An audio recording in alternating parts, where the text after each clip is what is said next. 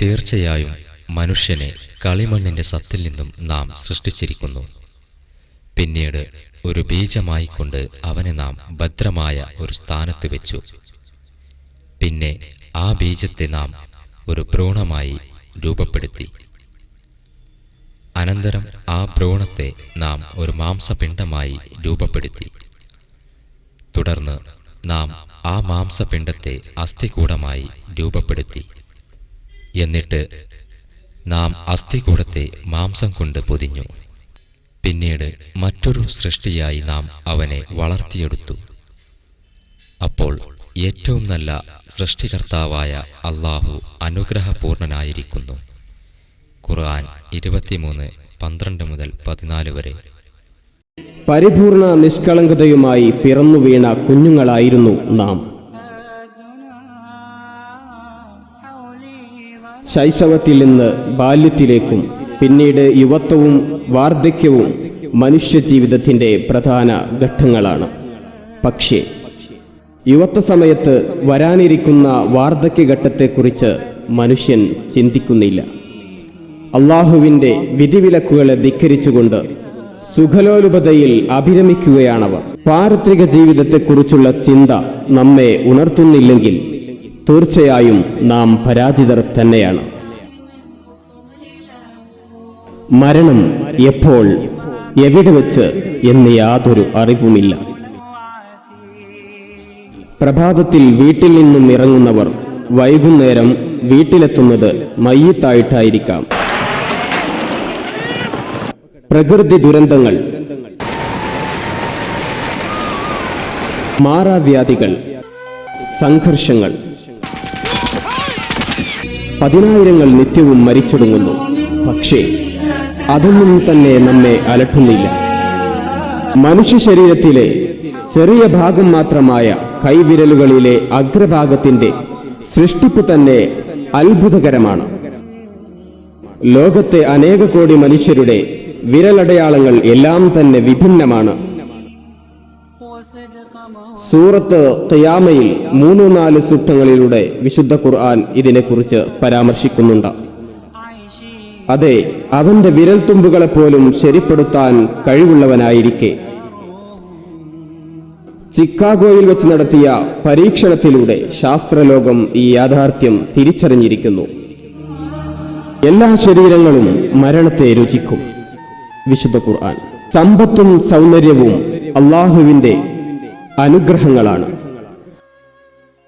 അതിൽ അഹങ്കരിക്കുവാൻ നമുക്ക് യാതൊരു അർഹതയുമില്ല. അത് ഏത് നിമിഷവും അസ്തമിക്കാം. അത് നൽകിയവന് തിരിച്ചെടുക്കുക പ്രയാസമല്ല. ഭംഗിയാർന്ന പൂവുകളും പഴങ്ങളും ദിനങ്ങൾ കൊണ്ട് നശിക്കുന്നത് നിങ്ങൾ ശ്രദ്ധിക്കാറില്ലേ? മനുഷ്യ സൗന്ദര്യവും ഇതുപോലെ തന്നെയാണ്. തലയും മുടലും പ്രദർശിപ്പിച്ച് നടുറോട്ടിൽ ഫാഷൻ പരേഡ് നടത്തുന്നവർ ചിന്തിക്കാറുണ്ടോ ഏതു നിമിഷവും 6 കാലുള്ള കട്ടിൽ നമ്മെ തേടിവരുമെന്ന്? ഇതാ, ഇവരെല്ലാം എത്രയെത്ര സ്വപ്നങ്ങൾ മെനഞ്ഞുകൂട്ടിയവരായിരുന്നു. അപ്രതീക്ഷിതമായി മരണം അവരെ തേടിയെത്തി. ഇബാദത്തുകൾ കൃത്യമായി തന്നെ നിർവഹിക്കുക, ദിക്റുകൾ പതിവായി ചൊല്ലുക. ഇതു കാരണമായി അള്ളാഹുവിന്റെ കാവൽ അവൻ നമുക്ക് നൽകിയേക്കാം.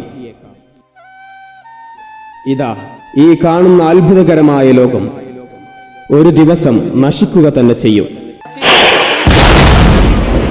അന്ത്യനാൾ സംഭവിക്കുക തന്നെ ചെയ്യും.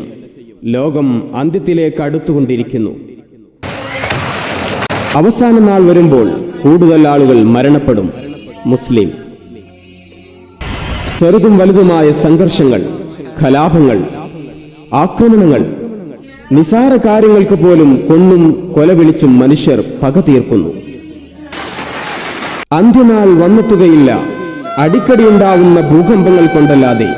ബുഖാരി. ജപ്പാൻ, ഇന്തോനേഷ്യ, ഇന്ത്യ തുടങ്ങി കഴിഞ്ഞ വർഷങ്ങളിൽ എത്രയോ ഭൂമികുലുക്കങ്ങൾ സംഭവിച്ചു. 1999 മാത്രം 20,000-ഓളം ഭൂകമ്പങ്ങൾ ഉണ്ടായതായി ശാസ്ത്ര പഠനങ്ങൾ തെളിയിക്കുന്നു. ഉടുവസ്ത്രവും ധരിക്കാൻ പാദരക്ഷയുമില്ലാത്ത വിധം ദരിദ്രരായിരുന്നവരെ ഉയർന്നു നിൽക്കുന്ന ബിൽഡിങ്ങുകളുടെ അധിപന്മാരായി നമുക്ക് കാണാം. ഇന്ന് എല്ലായിടത്തും മാനം മുട്ടെ ഉയരുന്ന സൗധങ്ങളല്ലേ. അന്ത്യനാൾ അടുക്കുമ്പോൾ സമയം പെട്ടെന്നു തന്നെ തീരും. ബുഖാരി. വലിയ ദൂരം ചെറിയ സമയം കൊണ്ട് സഞ്ചരിച്ചു തീരും. മുസ്നദ്. അന്ത്യനാൾ അടുക്കുമ്പോൾ സമയം ചുരുങ്ങും. വർഷം മാസത്തെപ്പോലെയും മാസം ആഴ്ചയെപ്പോലെയും ആഴ്ച ഒരു ദിവസത്തെപ്പോലെയും ഒരു ദിവസം ഒരു മണിക്കൂറിനെ പോലെയും തോന്നും. തുറമുതി. അന്ത്യനാളെടുക്കുമ്പോൾ മദ്യപാനികളും വ്യഭിചാരികളും അധികരിക്കും. ചെറുപ്രായക്കാരായ കുട്ടികൾ മുതൽ 60-70 പ്രായമുള്ള വയോവൃദ്ധന്മാർ വരെ മദിരാശികളുടെ അടിമകളായി മാറുന്നു.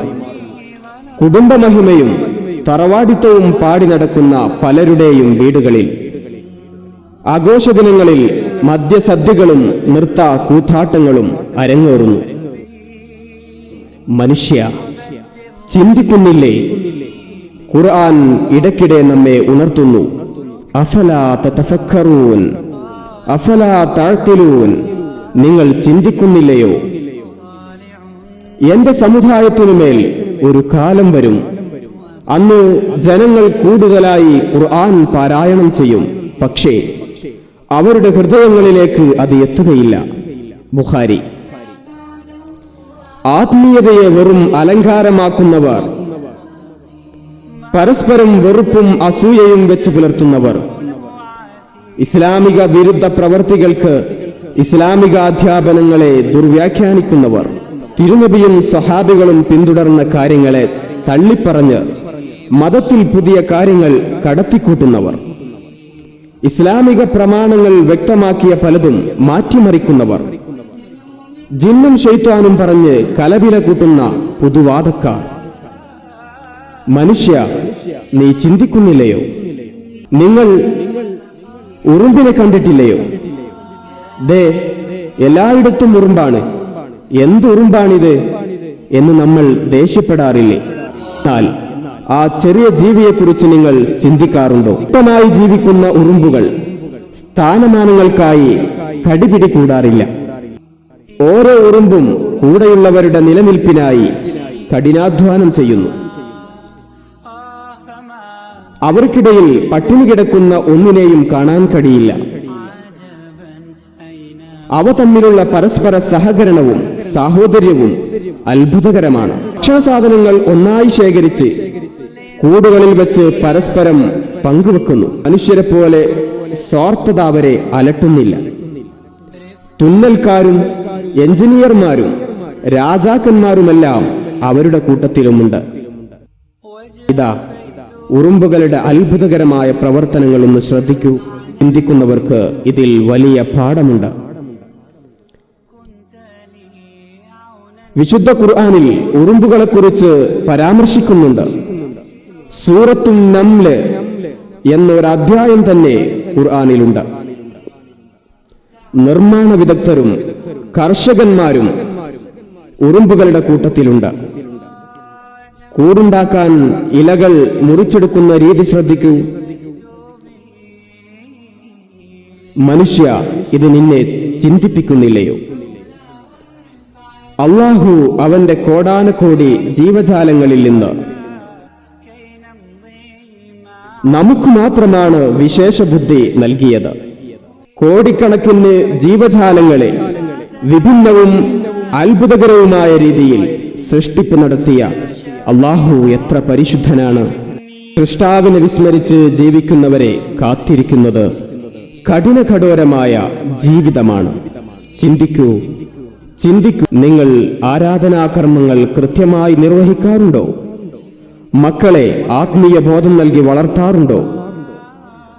ജനിച്ചാൽ മരണം ഉറപ്പാണ്.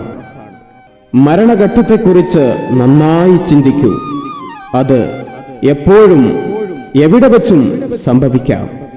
മരണം നമ്മുടെ കൂടെ തന്നെയുണ്ട്. ആറുകാലുള്ള കട്ടിലിൽ നമ്മുടെ യാത്ര ഇതാ അടുത്തു വന്നുകൊണ്ടിരിക്കുന്നു.